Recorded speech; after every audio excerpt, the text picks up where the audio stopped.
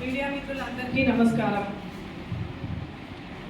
ఇప్పుడు local body ఎన్నికలు వస్తున్నాయి, మంచి వాతావరణం మొదలైంది.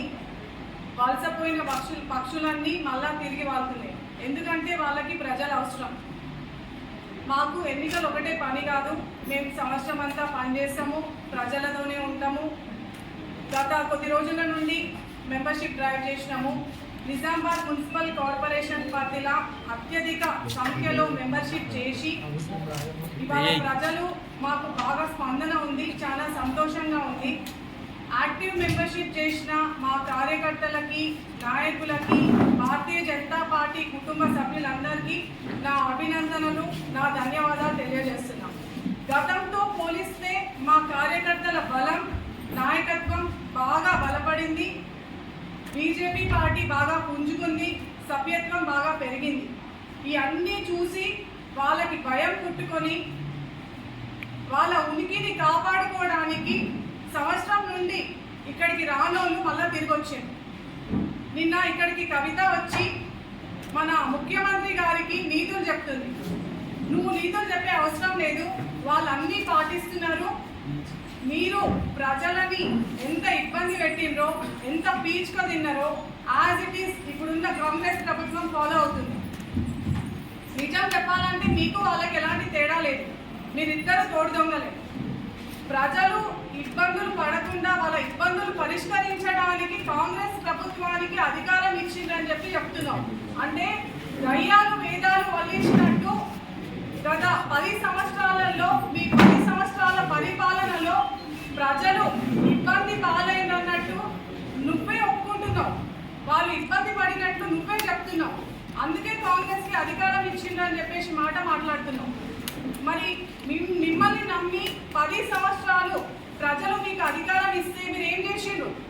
తెలంగాణని దోచుకున్నారు, అవినీతి అక్రమాలు చేసిండ్రు, కుటుంబ పాలన చేసిండ్రు, ఇచ్చిన వాగ్దానాలు వదిలేసిండ్రు. ఫైనలీ లిక్కర్ స్కామ్ చేసినావు, పైసలు తిన్నావు, మళ్ళా జైలుకి వచ్చినావు.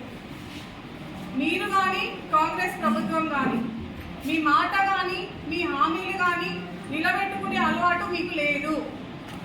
మాట నిలబెట్టుకునే సంస్కృతి కేవలం భారతీయ జనతా పార్టీకే ఉన్నది. నువ్వు పీపుల్స్ ఫ్రెండ్లీ పోలీసింగ్ గురించి మాట్లాడుతున్నావు. కాంగ్రెస్ పార్టీ అధికారంలోకి రాకముందే మీ టీఆర్ఎస్ ప్రభుత్వం దాన్ని టీఆర్ఎస్ ఫ్రెండ్లీ పోలీసింగ్గా మార్చింది మీరు. ఆ కల్చర్ని తీసుకొచ్చింది మీరు. దాన్ని ఇవాళ కాంగ్రెస్ ప్రభుత్వం కంటిన్యూ చేస్తుంది. ఒకప్పుడు పీపుల్స్ ఫ్రెండ్లీ పోలీసింగ్ ఉంటే వాళ్ళు ప్రజలకు పనిచేస్తున్నాయి. ఇప్పుడు ప్రజల కోసం ఎవరు పనిచేస్తున్నారండి? ఎవరు పనిచేస్తలేరు. టీఆర్ఎస్ పొలిటికల్ వింగ్గా మీరు పోలీసులను మార్చుకున్నారు, కంప్లీట్గా భ్రష్టు పట్టించింది. దాన్ని ఇవాళ ఇప్పుడున్న కాంగ్రెస్ గవర్నమెంట్ ఫాలో అవుతుంది, దాన్ని కంటిన్యూ చేస్తుంది. ఎమ్మెల్యేలు డిపార్ట్మెంట్లో ఉన్న ప్రతి పొజిషన్, ప్రతి పోస్ట్ని వాళ్ళ రోల్ ప్లే చేసిండ్రు. ఒక SI, CI, ACP, DCP, CP, SP ఇట్లా ప్రతి ఒక్క రోల్ ప్లే చేసింది మీరు అధికారంలో ఉన్నప్పుడు. మీ ఎమ్మెల్యే ఏది చెప్తే అది చేయాలి, ఎమ్మెల్యే ఎవరి పేరు చెప్తే వాళ్ళని అరెస్ట్ చేయాలి, ఎదురు తిరిగితే దాడులు చేయాలి, సోషల్ మీడియాలో పోస్టులు పెడితే వాళ్ళని సతాయించాలి, జర్నలిస్టులని వేధించాలి, రైతుల భూములు లాక్కోవాలి, వాళ్ళకి బేడీలు వేయాలి, వాళ్ళని సతాయించాలి.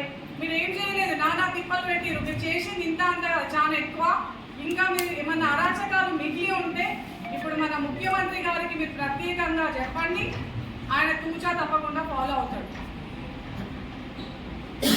పీపుల్స్ ఫ్రెండ్లీ అని అంటున్నావు, మాకు నవ్వొస్తుంది. ఎంపీ స్థాయి నాయకుడు ఇంటి పైన అటాక్ చేయించినప్పుడు, కాన్వాయ్ పైన రాళ్లతో దాడి చేయించినప్పుడు మీ పోలీసు పెట్టుకోండి. వాళ్ళని మిమ్మల్ని ప్రశ్నిస్తున్నాం, దీనికి సమాధానం చెప్పండి. అప్పుడు మీ ఫ్రెండ్లీ పోలీసింగ్ ఎక్కడుండే? మీ కల్చర్నే ఇప్పుడున్న ప్రభుత్వం అడాప్ట్ చేసుకుంది, దాన్ని కంటిన్యూ చేస్తుంది. ఇవాళ వాళ్ళు ఒక ఐఏఎస్ అధికారి ఇంటి పైన పంపించింది. ఇక నువ్వు చెప్తావు కేసీఆర్ గారి విధానాన్ని అమలు చేయాలి అంటున్నావు. ముఖ్యమంత్రి గారు ఆ ఫార్ములానే ఫాలో అవుతున్నారు. ప్రజలని గాలికి వదిలిపెట్టిండ్రు, వాగ్దానాలన్నీ వదిలేసిండ్రు. ఇంకా నువ్వు ఆరాటపడే అవసరం లేదు. ఇంకా 4 సంవత్సరాలు ఉన్నది కాంగ్రెస్ ప్రభుత్వానికి. వాళ్ళు మీ గైడ్ లైన్లో మీ ట్రాక్లోనే నడుస్తున్నారు. డెఫినెట్గా మన ముఖ్యమంత్రి గారు కాంగ్రెస్ ప్రభుత్వం మిమ్మల్ని ఫాలో అవుతున్నది, అవన్నీ అమలు చేస్తారు. ఏ మాట కామాట మిమ్మల్ని ఫాలో అవుతున్నారు. మీకు వాళ్ళకి ఎలాంటి తేడా లేదు. ఇక భయపడే రక్తం కాదంటున్నాం. అవును, నిజమే, మీరు భయపడే రక్తం అసలుకే కాదు. ప్రజలని జల్గలాగా పట్టి పీల్చుకునే రక్తం. మీది మామూలు రక్తం కాదండి, రాక్షస రక్తం. మీరు ఆల్రెడీ రక్తం బొక్కలు అన్నీ వీల్ చేసుకున్నారు. తెలంగాణ రాష్ట్రానికి ఇంకేమీ మిగిలించలేదు, కేవలం అప్పులు తప్ప. ఒక్క మాట చెప్పాలంటే మీరు జలగం అంటే డేంజర్. మీరు నిజంగా మీకు భయం లేకపోతే నువ్వు మీ అన్న క్వాష్ పిటిషన్కి ఎందుకు పోయిండ్రు? భయపడే ప్రసక్తి లేనప్పుడు నువ్వు ఎంక్వైరీ చెయ్యనీయు. ఇక ఏమనంటే నిజామాబాద్ పవర్ చూపిస్తా అంటున్నావు. ఆల్రెడీ నిజామాబాద్లో మీ టీఆర్ఎస్ ఖతమైంది. నిజామాబాద్ భారతీయ జనతా పార్టీ గడ్డ. ఇక్కడ మీకు స్థానం అసలుకే లేదు. 2019లో మీకు ప్రజలు నిజామాబాద్ పవర్ ఏందో నిన్ను ఓడగొట్టి నీకు స్వయంగా చూపించారు.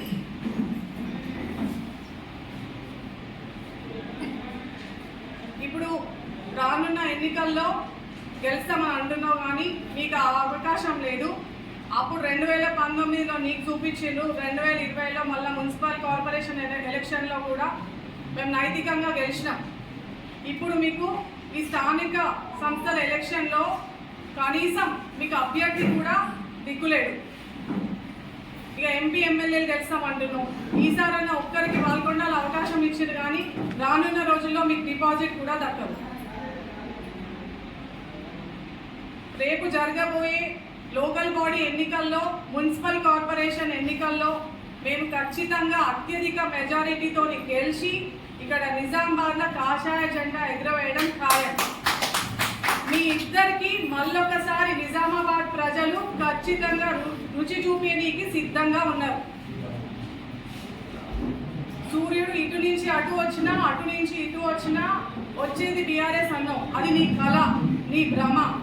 మీరు జైలుకి పోవడం తప్ప మీకు ఇంకో దారి లేదు. Thank you.